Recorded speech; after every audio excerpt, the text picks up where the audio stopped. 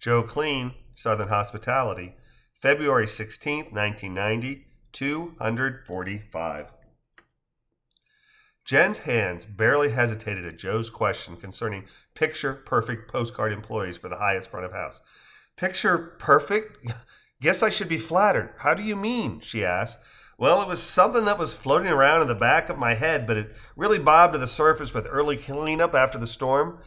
I kind of subconsciously picked up on how the people who we come in direct contact with are attractive, but the army of cleanup folks were, well, less so physically. It was just such a difference between the Kidians who man the check-in desk and our servers and croupiers and, well, you name it, and the folks who were doing the grunt work of putting everything back in order this morning. It was the night and day difference that really made it stand out, you know? Go on, Jen replies without enthusiasm. And then here, we're on an island where the vast majority of the population is black, but the people at the desks and the hotel restaurant servers are tall, light-skinned, and fine-featured.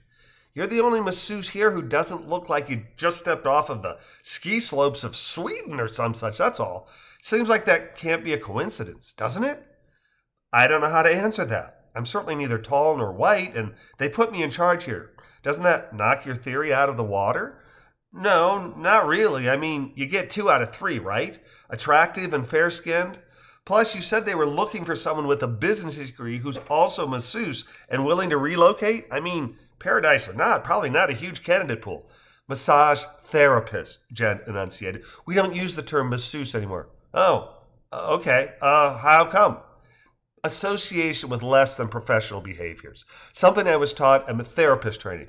Got it. No disrespect intended.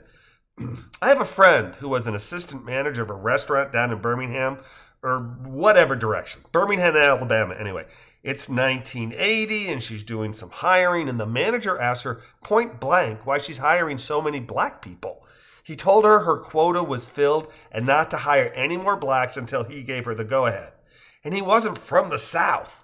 It's just crazy what people do in the name of expediency and the bottom line. I don't know how to answer you. I got this job because I was qualified. I've only made one hire since I started, and that was Thomas. I wasn't part of the initial interview, so I can't comment on how diverse the pool was, but I wasn't pressured to hire a white person. Were there any non-whites that were presented to you? No, there were not, she says quietly before adding, I think our time's about up, in a louder and more upbeat tone.